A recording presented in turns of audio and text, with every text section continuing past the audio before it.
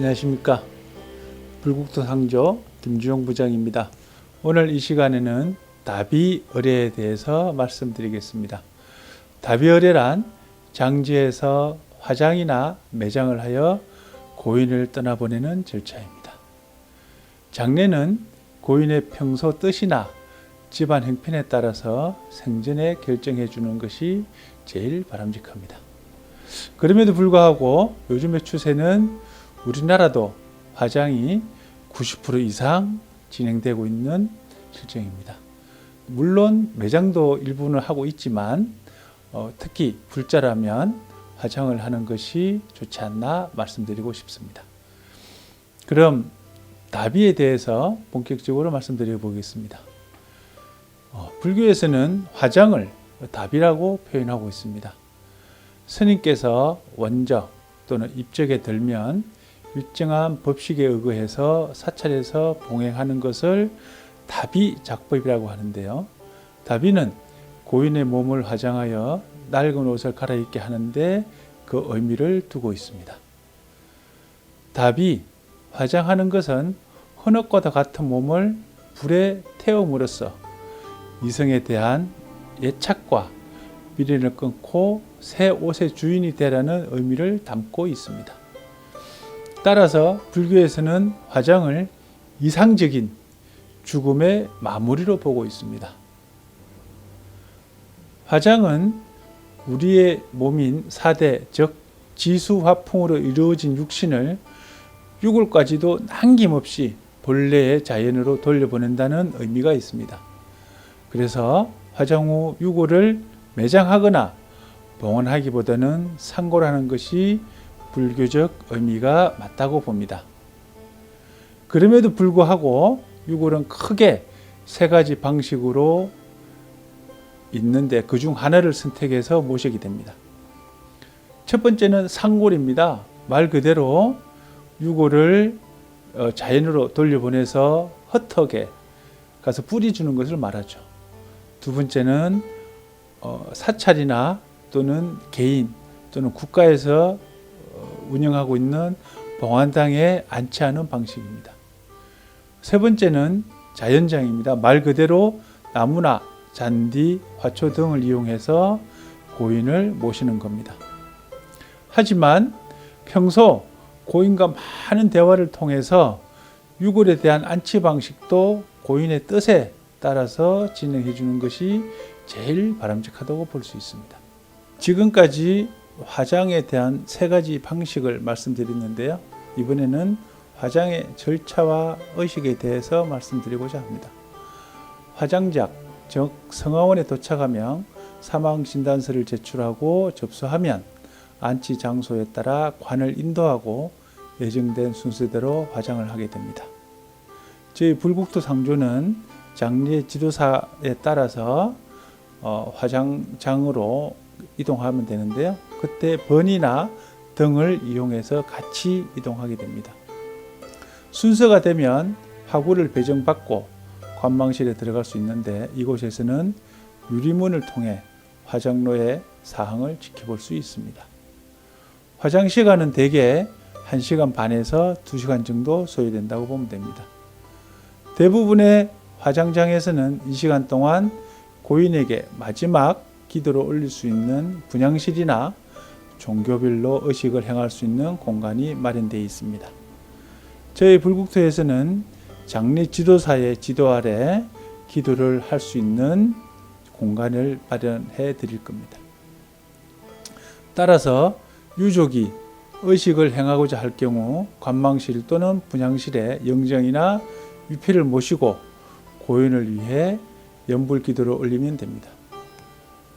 화장장에서는 고인에게 음식을 공양하는 것보다 고인을 위해 정성껏 연불기도를 올리는 것이 중요하므로 나무아미타불 기도나 연불기도, 평소에 고인이 즐겨 읽던 경전 독송을 해주는 것이 좋습니다.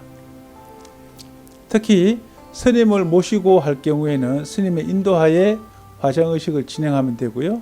유족은 의식이 끝날 때까지 고인의 극락왕생을 기원하는 지극한 마음으로 연불기도를 하시면 됩니다.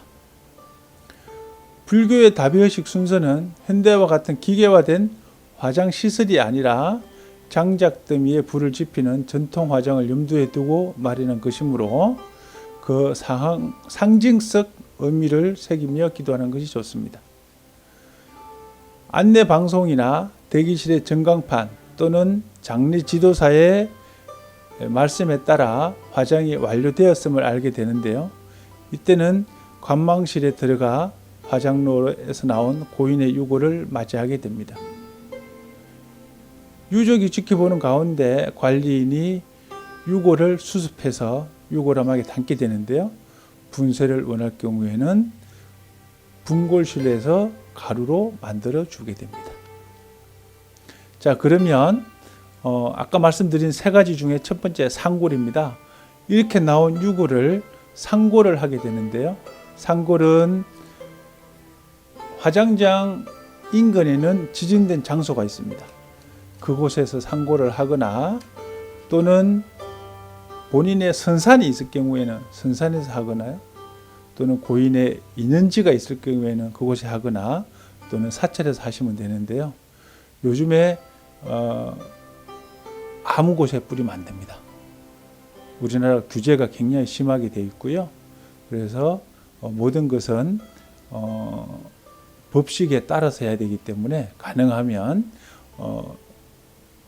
신고를 하고 하시는 게 좋습니다. 상고를 하는 데는 두 가지 방식이 있습니다. 하나는 분골 가루를 그대로 뿌리는 것이 있고 또 하나는 환을 만들어서 뿌리는 것이 있는데요.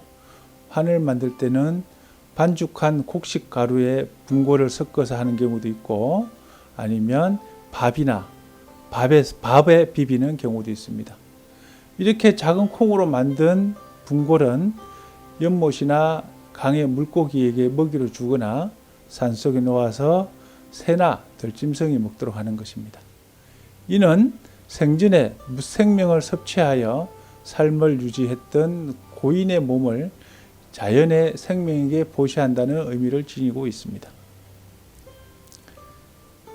특히나 화장장에 마련된 장소에 상골을 할 때는 상골 상태로 뿌리고 산이나 강에 상골을 할 경우에는 가루나 환의 상태로 뿌리는 것이 좋을 것 같습니다.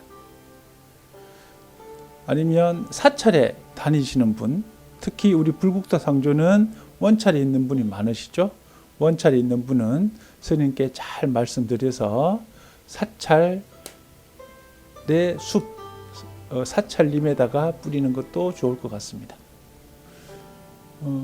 두 번째는 봉안하는 방식인데요. 봉안은 남아있는 가족들이 고인의 흔적을 남기고 추모하기 위해서 하는 거죠. 그래서 보통 사찰 봉안시설이 있는 곳에 봉안을 하거나 또는 국가에서 운영하는 봉안시설 또는 개인이 운영하는 봉안시설을 하는데 우리 불국토 상조 회원들 또는 사찰 신도라면 가능하면 사찰에서 운영하는 봉안시설에 봉안한 것이 좋습니다. 왜냐하면 사찰에서 봉안할 경우에는 1년 365일 매 시간마다 스님께서 아침, 점심, 저녁에 부처님께 예불도 드리고 기도도 하고 있습니다.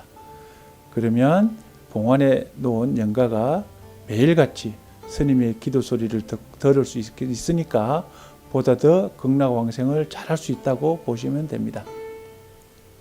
사찰의 봉안탑이나 병환묘 등에 유골을 모실 경우에는 법당의 영단에 음식을 차려놓고 스님이 연불하는 동안 유족이 고인에게 차와 절을 올리는 의식을 치른 뒤 봉안하게 됩니다. 따라서 불자는 사실 사설 봉안당보다는 사찰에 있는 봉안시설을 안치해서 영가에게 매일 연불과 법문을 들을 수 있도록 해주는 것이 좋다고 봅니다. 세 번째는 자연장입니다. 자연장은 말 그대로 나무나 잔디, 화초 등에 묻어주는 것을 말한다고 말씀드렸죠. 근래 다양한 자연장의 방식이 있는데 대표적인 것이 나무 주위에 묻어주는 수목장 또는 잔디 아래 묻어주는 잔디장 또는 화초 주위에 묻어주는 화초장 등이 있습니다. 특히 사찰은 사찰림이 많기 때문에 사찰림을 이용한 수목장이 성행되고 있습니다. 이상 다비어례에 대해서 말씀드렸습니다. 알고 보면 참으로 간단하고 많은 시간이 필요 없는 의례지만 고인을 위한 중요한 부분이기도 합니다. 그래서 생전 고인의 뜻에 따라서 잘 될 수 있도록 진행했으면 좋겠습니다. 다음 이 시간에는 위패 봉안례에 대해서 말씀드리겠습니다. 이상 불국토상조 김지용 부장이었습니다. 감사합니다.